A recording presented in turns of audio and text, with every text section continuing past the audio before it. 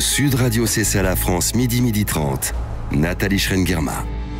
Maman, c'est toi la plus belle du monde. Bonjour à tous, on ne s'en lance pas. Luis Mariano, maman la plus belle du monde.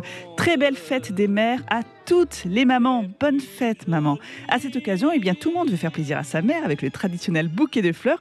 Et si on achetait Made in France pour aider nos entrepreneurs, nos artisans qui en ont grandement besoin? Tout à l'heure, je vous ferai découvrir une box très originale dédiée aux grands-parents.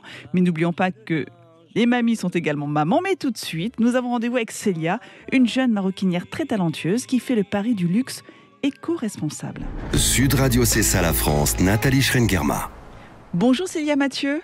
Bonjour Nathalie, merci de me recevoir. On est ravis de vous avoir en plus. Alors voilà, quand on reçoit des artistes, des artisans, artistes talentueux, nous, ça nous fait plaisir à Sud Radio. Donc vous avez créé La Singulière, le singulier. C'est votre marque de maroquinerie.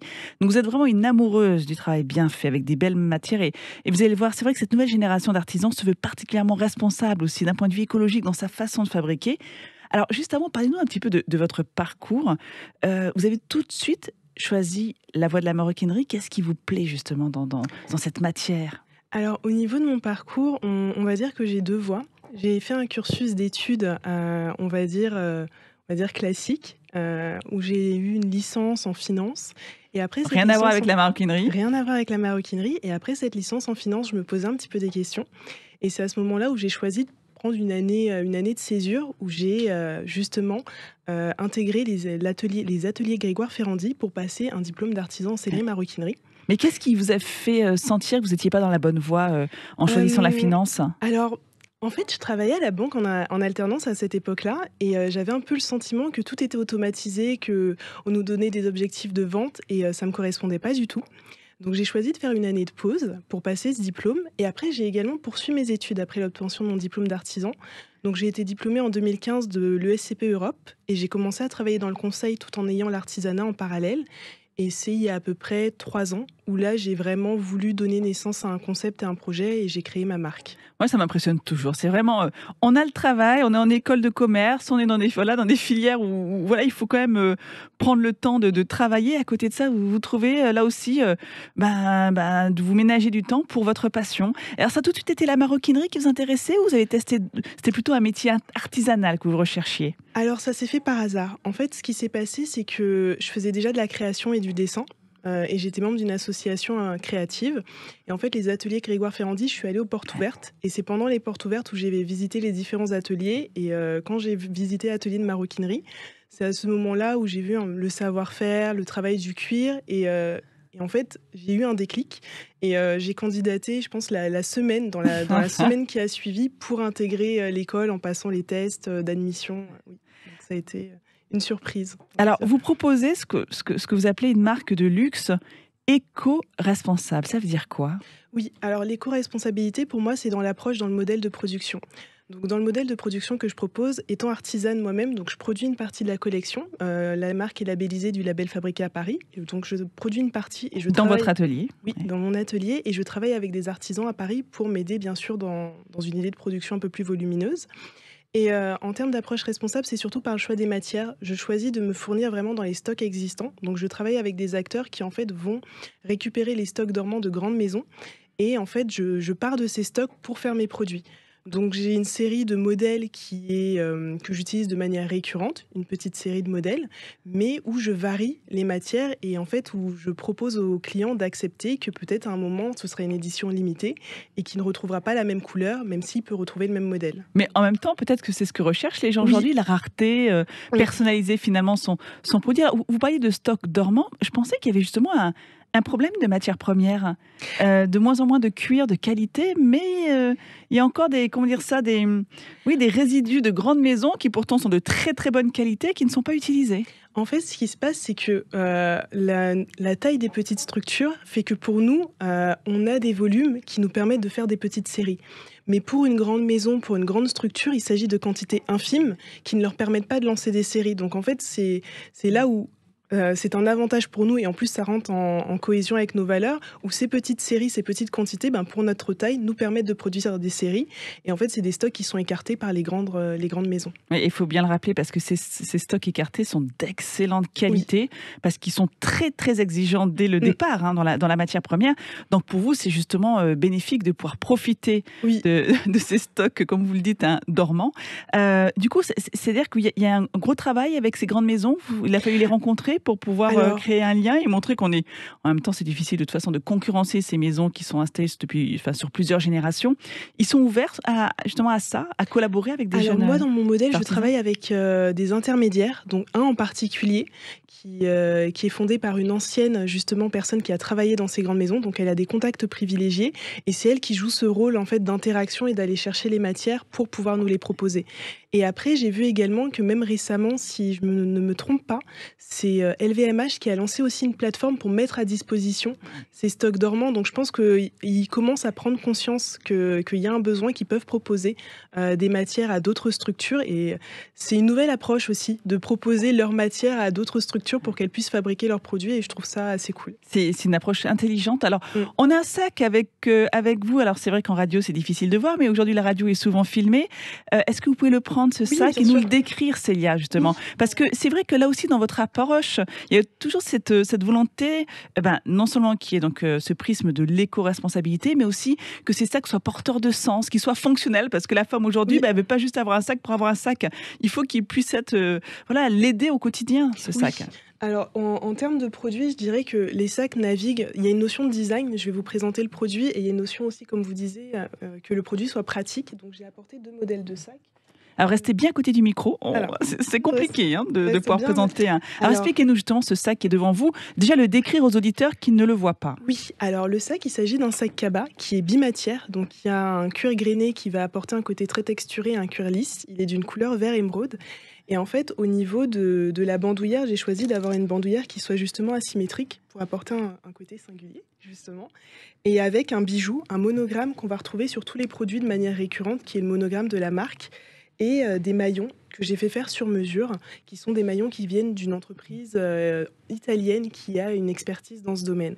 Donc c'est un sac qui est vraiment très pratique, que j'ai voulu très fonctionnel pour les femmes qui veulent mettre un ordinateur, un bloc-notes. Donc il a une taille, on va dire, assez grande. Ouais. Et j'ai un autre modèle de sac. Alors je vous le présente, je ne sais pas si on... Alors lui, c'est un sac, on va dire, c'est une demi-sphère. Oui, exactement, je l'appelle le demi-lune. Le demi-lune. Donc, c'est un sac demi-lune qui justement se porte en bandoulière. Il peut aussi se porter, si on enlève la bandoulière, avec un porté un petit peu plus petit. Ça peut être plutôt pour, on va dire, je pense, plutôt en soirée. Il y a toujours cette idée de monogramme qui est apposée sur tous les produits. Et j'ai voulu qu'il soit fermé, par exemple, pour une femme qui est dans le métro, dans les transports, qui se déplace beaucoup. Elle peut avoir ce modèle qui l'accompagne. On voit bien la notion fonctionnelle. C'est vraiment, vous réfléchissez à notre environnement dans lequel ces femmes évoluent pour leur proposer le sac qui soit le plus adapté possible. Alors, c'est pas simple, justement. Nous, à Sud Radio, on a un plaisir à mettre en avant ces jeunes artisans, ces jeunes entrepreneurs, parce qu'il faut aussi faire place à cette nouvelle génération. Donc, une fois qu'on a l'idée, une fois qu'on a lancé sa marque, le plus compliqué, j'imagine, c'est de gagner en notoriété. Alors, comment fait-on ? C'est le numérique, ce sont des salons qu'il faut constamment enchaîner ? Alors, en termes d'approche, j'essaie de me rapprocher de structures qui mettent en avant le luxe responsable. Je fais partie de 1618. 1618 est en fait une agence qui, justement, fait une sélection. Il y a vraiment un processus de sélection à l'entrée qui est assez strict pour sélectionner des marques de luxe responsables. Et en fait, le fait de faire partie de ce type de concept, en fait, les distributeurs ou les acheteurs, ça leur permet d'avoir des contacts. On peut avoir des contacts privilégiés avec eux. J'essaye aussi, en ayant le label Fabriqué à Paris, je suis membre de l'association justement du label Fabriqué à Paris, d'évoluer dans cet environnement de mode responsable, de luxe, pour tisser des contacts. Et pour donner justement une petite nouvelle par rapport au développement de la marque, très prochainement, on a un grand distributeur qui va commencer à distribuer ma marque. Bravo. Merci. Ce qui est assez exceptionnel, ça va se faire très rapidement.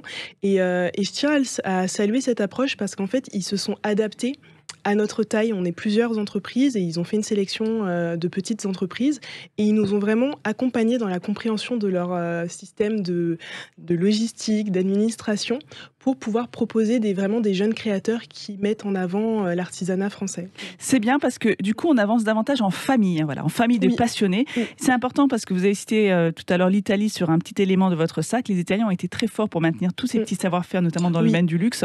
Nous, on en a laissé partir. Donc, c'est bien de voir ces grandes maisons soutenir justement des jeunes artisans comme vous, parce qu'ils savent qu'il y a cet amour de la matière, le travail bien fait. Et au final, juste un dernier mot. La gamme de prix, pour ceux qui nous écoutent, justement, quand on fait appel à une artisane comme vous. Oui, alors la gamme de prix, je précise aussi que j'ai des produits pour hommes de petite maroquinerie. Et la gamme de prix va commencer en dessous d'une centaine d'euros. Et il y aura des sacs qui pourront aller à un budget qui sera un peu plus de 1 000 € en termes de positionnement prix. Merci beaucoup Célia Mathieu. Je rappelle que vous avez créé La Singulière, Le Singulier, une très jolie marque de maroquinerie de luxe éco-responsable. Merci beaucoup, bon dimanche. Et puis, alors, je ne sais pas si vous êtes maman, peut-être pas encore, vous me paraissez jeune. Donc, je ne vous souhaite pas bonne fête des mères. C'est vous qui allez le souhaiter à votre maman. Oui, j'offrirai un cadeau. Merci beaucoup. Allez, on va se quitter un court instant et juste après, je vous ferai découvrir deux jeunes femmes qui ont lancé une box. Une box, c'est une très très bonne idée, ça aussi. Alors, qui s'adresse davantage aux mamies, aux papis, mais là, en l'occurrence, aux mamies, parce que les mamies sont également mamans. Allez, à tout de suite. Sud Radio, c'est ça la France. Et nous sommes avec Carla Moren qui a créé donc l'entreprise Naja, la box Naja, qui a cofondé cette box. Bonjour Carla. Bonjour. Alors, c'est la fête des mères, hein, on est tous contents, donc c'est l'occasion aussi d'offrir des cadeaux et pourquoi pas une box, comme ça au moins c'est la fête des mères toute l'année, on peut prendre un abonnement. Alors c'est vrai que quand on pense à la fête des mères, on a toujours cette image d'une maman avec des jeunes enfants qui vont offrir le fameux collier de nouilles ou un autre cadeau, un beau dessin, mais on a aussi des mamans un peu plus âgées qui ont des enfants, qui ont déjà des enfants, et c'est l'occasion, pourquoi pas, de se rapprocher de ses grands-parents et faire le lien davantage entre petits-enfants et grands-parents à travers cette box. Carla Moren, racontez-nous justement comment vous est venue cette idée avec Rebecca Loeb de créer cette box Naja pour les grands-parents. Alors oui, tout à fait. C'est vrai que toutes les mamies sont avant tout des mamans, donc vous avez tout à fait raison. C'est une bonne occasion de gâter nos mamies-mamans, si je puis dire. Alors du coup, Naja, comment Naja est née ? Écoutez, ça s'est passé pendant le premier confinement. La crise sanitaire a vraiment été un élément déclencheur pour Rebecca et moi, parce qu'on s'est rendu compte en fait que nos grands-parents étaient vraiment victimes d'un isolement assez fort qui a été accentué par le confinement. Donc en fait, Rebecca et moi, on a pris et nos grands-parents respectifs. Mes grands-parents habitent à Bruxelles et la grand-mère de Rebecca, elle habite à Londres. Et on s'est rendu compte que l'impact sur la santé physique et mentale de nos grands-parents était assez néfaste de toute la situation et on a voulu leur venir en aide. Donc venir en aide aux personnes âgées isolées. Exactement, parce que contrairement à nous, les personnes âgées isolées n'ont pas spécialement un accès vraiment facile à tout plutôt digital qui permettent de se changer les idées, comme Netflix ou Amazon. Pendant le confinement, on s'est tous commandé des kits tie and dye, des puzzles, des jeux pour s'occuper, regarder une tonne de séries sur Netflix et malheureusement, nos grands-parents, ils n'avaient pas ces petits moments qui permettent de s'échapper et ils n'avaient pas d'accès facile à tout ça. Donc avec Rebecca, on a commencé justement à envoyer à nos grands-parents des activités pour les occuper, donc des puzzles, des dessins, des mandalas. On réfléchissait aussi à des activités qui leur feraient du bien et qui leur permettraient de se déstresser un peu et de se changer les idées. Et en fait, au fur et à mesure des envois qui ont été de cadeaux qu'on leur a fait, il y a des nouveaux rituels qui se sont créés avec nos grands-parents, une dynamique qui s'est installée. On s'appelait beaucoup plus souvent pour parler de tous les cadeaux qu'on leur envoyait et ça nous a permis aussi de vachement renforcer le lien entre nos grands-parents et Rebecca et moi et ça nous a permis de découvrir de nouveaux aspects de leur personnalité. Mais alors, ça c'est l'expérience personnelle, mais comment on passe de cette expérience à justement cette box? Et là, vous êtes dit, il y a vraiment quelque chose à faire. Nos parents nos grands-parents, ne sont sûrement pas les seuls à être isolés. Donc, essayons finalement de leur créer quelque chose, quoi, de façon à ce qu'ils ont une sorte un petit plaisir chaque mois à recevoir son petit cadeau par la poste. Avec donc, vous le disiez, c'est quoi? C'est des jeux. Qu'est-ce qu'on retrouve dans ces box? Alors voilà. Oui, donc on a vu les bienfaits sur nos familles respectives et on s'est dit que voilà, d'autres familles pourraient en bénéficier. C'est là qu'on s'est lancé, qu'on a créé la box Naja, qui est la première box cadeau qui est vraiment faite pour donner le sourire à ses grands-parents. Et donc dans la box, on retrouve premièrement le livret Naja, qu'on co-crée avec des experts pour en fait accompagner les grands-parents dans le mieux vieillir et les aider à cultiver une pensée positive.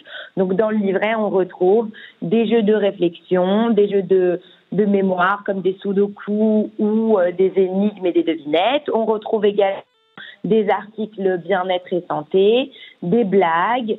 On retrouve aussi des propositions d'échange avec sa famille, donc des questions pour en fait délier un peu les langues et partager des nouveaux sujets en famille. Et on retrouve également 3 à 4 produits qui sont axés sur nos grandes thématiques qui sont le bien-être, la créativité, la gourmandise et la culture. Ça veut dire que vous avez créé des partenariats avec toutes ces entreprises. Vous êtes parti. Voilà. Comment vous les choisissez d'ailleurs, ces entreprises ? Alors, on a décidé en se lançant de travailler avec des startups qui étaient des startups par impact environnemental ou sociétal.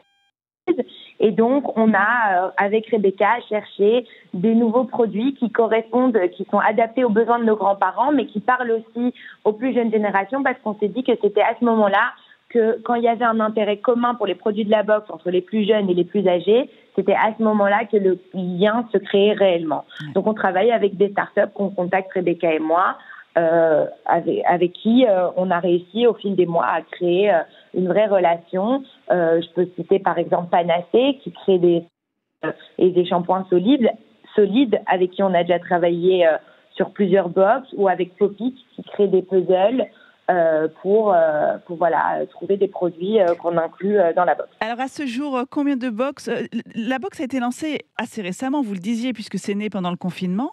Vous en êtes à combien de box vendues à ce jour ? Où est-ce que vous en êtes d'ailleurs en termes de bilan pour l'instant ? Alors, on a vendu à peu près plus de 2000 box aujourd'hui. Ah, c'est un beau début, c'est encourageant. Tout à fait. Exactement. On a vendu des box en fait via notre site en ligne .fr et aussi des box aux adhérents de Malakoff Humaniste. On a créé une box spécifique Aidant Aider qu'on a co-créée avec l'association Avec nos proches. Et donc, ça nous a permis aussi d'augmenter notre nombre de ventes et d'aller toucher une cible un peu différente, donc les aidants et les aidés. Je tiens à préciser à nos auditeurs, parce que parfois il y a des petites coupes, oui. Car là vous êtes en Belgique en ce moment, hein. C'est pour ça qu'on voilà, on a des petits soucis parfois de connexion. Alors il y a des fois on a des intervenants à l'étranger où il n'y a absolument pas de soucis, mais c'est vrai qu'on sent parfois des petits... on perd quelques petits mots, donc vous avez dit Naja. Naja, comment est-ce qu'on l'écrit ? Pour ceux qui nous écoutent et qui souhaiteraient justement bénéficier de cette box, comment est-ce qu'on la commande ? Où est-ce qu'on la commande cette box ? Alors, la box, elle est disponible sur notre site, c'est najabox.fr. N-A-J-A, c'est ça ? Oui, najabox.fr. Voilà. Et donc, vous livrez dans la France entière ? Dans la France entière et même en Belgique. Et même en Belgique et bientôt dans l'Europe entière. Donc, c'est une très très jolie aventure. Merci beaucoup à toutes les deux à vous et à vous deux d'avoir eu cette belle idée. Naja Box, hein, vous l'avez compris, c'est une façon de rapprocher les grands-parents et les petits-enfants. Merci beaucoup pour votre témoignage, Carla Moren. Merci à vous d'avoir pris le temps. Au revoir et bon dimanche journée. Et bonne fête des mères à vos mamans qu'on embrasse aussi depuis Sud Radio. Bonne fête des mères à tous. Au revoir. Au revoir. Allez, temps de retrouver Thibaut, notre French Trotter. Sud Radio, c'est ça la France, avec Thibaut, le French Trotter. Bonjour Thibaut. Bonjour Nathalie. Alors, de quoi allez-vous nous parler en cette journée de fête des mères ? Eh bien, un coup de cœur. J'ai rencontré une perlière d'art. Elle s'appelle Geneviève Darier. Elle crée des bijoux pas comme les autres, notamment des perles soufflées d'1 à 2 cm, en travaillant le verre à très haute température. C'est bien parce que c'est rare comme savoir-faire. C'est rare, ouais, exactement. Et ces perles sont uniques, mais je la laisse vous parler de son travail. Elle était en pleine action dans son atelier situé dans le cœur historique de Nérac, dans le Lot-et-Garonne. Voilà, donc je suis en train de couler et souffler le verre. Je travaille le verre de Murano sous forme de baguette que je vais amener vers un chalumeau Donc j'ai un mélange de propane et oxygène. Et au niveau de la chaleur, je monte à 1750 degrés. Donc on allume le compresseur, la flamme du chalumeau apparaît. Je suis en train de tourner, d'équilibrer, de façonner la perle. Qui prend une jolie couleur orangée. Qui commence à prendre une jolie couleur. Vous allez voir Thibaut, elle va être bien ronde. Juste avant, c'est très important, l'étape pour souffler. Et quand je vais souffler dans la canne, je vais souffler de manière régulière, doucement, en équilibrant mon souffle pour tourner et que le souffle aille partout pour que ça s'équilibre dans la perle. Voilà, quand j'ai fini, quand j'estime que ma perle va bien, donc je la mets dans le four. Et ensuite, quand ma pièce est froide, je vais retirer ma perle de la canne. Et donc, ensuite, je vais poncer avec une petite lime l'intérieur de ma perle pour pouvoir la monter. Vous voyez, par exemple, vous la montez là, en collier, en boucle d'oreille, c'est ça? Alors oui, alors les perles soufflées, c'est plutôt pendentif, collier, voilà. Je peux faire des boucles d'oreilles parce que... Entre parenthèses, des idées cadeaux pour la fête des mères. Exactement, personnalisées. Personnalisées. Par exemple, là, vous voyez, vous avez des cristaux d'aventurine. L'aventurine, c'est une pierre semi-précieuse et c'est une des seules pierres qui peut fusionner avec le verre, qui ne perd pas ni ses couleurs, ni ses nuances, ni ses vertus. Alors, Geneviève vient de nous parler justement de la technique du verre de Murano. De quoi s'agit-il exactement, Thibaut? Eh bien, il s'agit d'un savoir-faire qui est né au XVIe siècle, sur l'île de Murano, vous savez, au nord de Venise. Et c'est là qu'on trouvait les plus beaux verres et les verres les plus nobles, et surtout les maîtres verriers les plus réputés de l'époque. Et c'est eux qui ont popularisé cette fabrication à la main, à la flamme du chalumeau. Justement, à propos de technique, Geneviève m'a raconté comment elle a été formée. Et pour cet artisan de lumière, comme elle se définit, on peut vraiment parler de vocation, puisque ça remonte à l'enfance. En fait, j'ai quand même beaucoup voyagé entre 20 et 30 ans. Et j'avais un grand-père qui était forgeron. Oui, donc un artisan aussi. Donc un artisan. Donc le feu également. Ce Des lien métiers du avec feu, bien sûr, voilà. Exactement.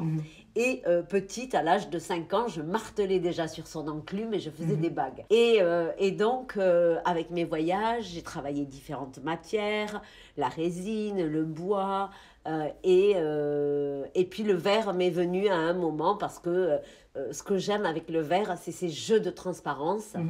Et je suis partie, donc j'ai cherché une formation et j'ai trouvé une formation avec des maîtres verriers, des artisans. Et donc, ils m'ont formée au verre. Et là, ça a été vraiment la révélation. Qui faisait que, voilà, c'était une évidence. C'est l'évidence. Geneviève, elle en parle avec beaucoup de passion et ça fait plaisir. Ça donne envie, pourquoi pas offrir justement une de ces perles. Et puis on peut les voir sur son site. D'ailleurs, elle a un site internet, www.gdarrierbijoux au pluriel lumière.fr. Darrier, ça s'écrit D-A-2-R-I-E-T. Bijoux avec un X, voilà. Lumière.fr. C'est quelqu'un qui donne vraiment du sens à ce qu'elle fait. Voilà. Belle rencontre. Merci beaucoup, Thibaut. Sud Radio, c'est ça la France, Nathalie Schrengerma. Merci Thibaut, merci chers auditeurs. C'était un plaisir de vous faire découvrir, comme chaque dimanche, des jeunes entrepreneurs talentueux. Il ne vous reste plus qu'à écrire une jolie carte pour accompagner le cadeau et le bouquet de fleurs et le tour est joué. Je vous souhaite une très belle fête des mères là encore à toutes les mamans et on se quitte en musique avec Christophe Maé. Maman, allez, à dimanche prochain. Quand je la regarde faire, j'ai les larmes aux yeux. Mais ce n'est qu'une mère qui voudrait être le bon Dieu. Ce n'est qu'une mère qui voudrait être le bon Dieu. Pour ne jamais voir l'enfer dans le verre de mes yeux. Alors je danse vers des jours heureux. Alors je danse vers et je m'avance vers des jours heureux. Je t'aime, maman.